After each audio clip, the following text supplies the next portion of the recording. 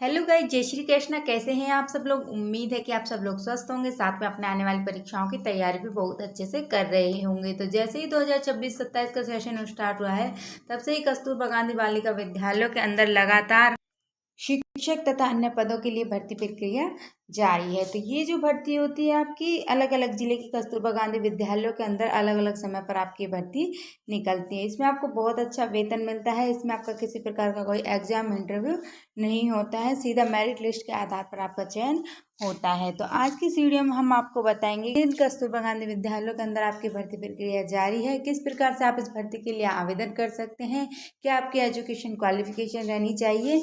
तो वीडियो को बिल्कुल भी स्किप ना करें और लास्ट तक जरूर देखें। इससे पहले अगर आप हमारे चैनल पर पहली बार आए तो चैनल को सब्सक्राइब करें, जिससे कि आपके जिले की भर्ती से संबंधित अपडेट सबसे पहले आप तक पहुंच सके। तो वीडियो शुरू करते हैं।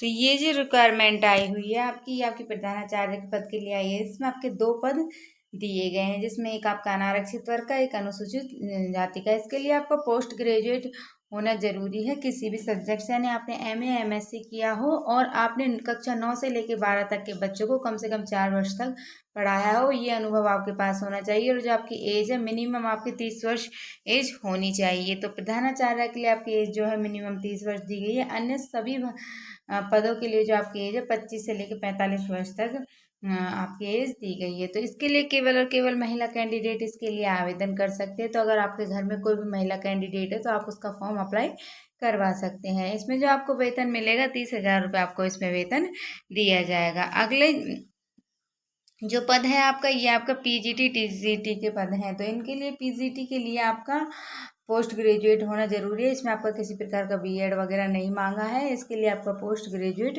होना जरूरी है पीजीटी पदों के लिए। तो हिंदी सभी में आपको सेम वेतन मिलेगा। 22,000 रुपये आपको वेतन मिलेगा। 25 वर्ष से लेकर 45 वर्ष तक आपकी एज लिमिट रहने वाली है। तो ये आपके पीजीटी के पद दिए गए हैं।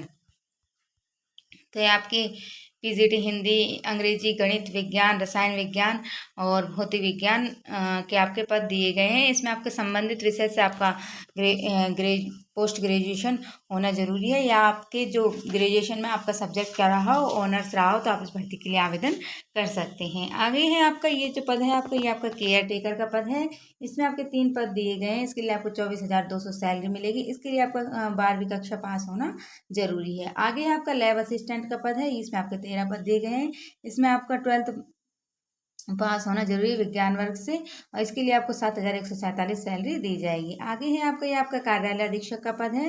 इसमें आपके 5 पद दिए गए हैं। इसके लिए आपका 12th पास होना जरूरी है, या फिर आपने 12th के साथ आपने कंप्यूटर साइंस आपके पास विषय रहा होना चाहिए, और आपने CCC या NIELT यानी कंप्यूटर से रिलेटेड कोई आपके पास डिग्री डिप्लोमा होना चाहिए। और 25 शब्द प्रति मिनट हिंदी के अंदर, 30 शब्द प्रति मिनट इंग्लिश के अंदर आपकी टाइपिंग स्पीड होनी चाहिए। इसमें आपको 12,410 30 सैलरी दी जाएगी। अन्य जो पद हैं आपके, ये हैं आपके रसोइया, चपरासी, चौकीदार के पद हैं। तो आपके आसपास कोई भी ऐसा जरूरतमंद व्यक्ति है तो आप उसका फॉर्म अप्लाई करवा सकते हैं।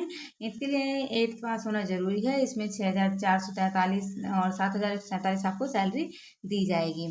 तो इसमें आपके टोटल जो पद आपके दिए गए 52 आपके ये पद दिए गए हैं। तो आगे है आपका,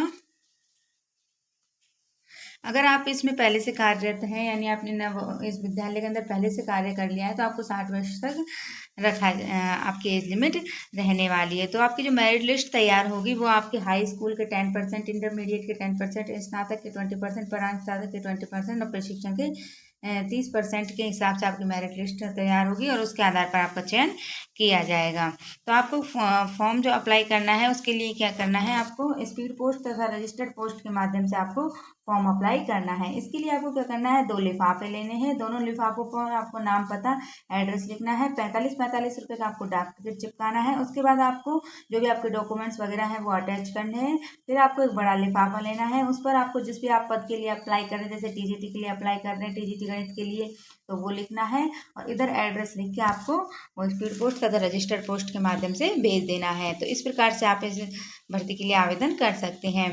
तो आगे है आपका ये आपका आवेदन पत्र दिया गया है। इसमें आपको अपना नाम, पता, एड्रेस वगैरह जो भी आपका जो भी आपका मांगा गया है वो आपको सभी फिल कर देने हैं। इधर आपको अपना फोटो चिपकाना है, उसके ऊपर अपने साइन कर देने हैं। और इस प्रकार से आपको ये आपके एजुकेशन क्वालिफिकेशन में जो आपके एजुकेशन में जितने भी आपके अंक वगैरह प्राप्त हुए वो सब आपको भर देने हैं और हस्ताक्षर करके आपको ये फॉर्म भेज देना है। तो ये जो आपकी रिक्वायरमेंट आई हुई है ये आपकी हमीरपुर जनपद से आपकी रिक्वायरमेंट आई है उत्तर प्रदेश के। तो ये इसकी वेबसाइट है hamirpur.nic.in।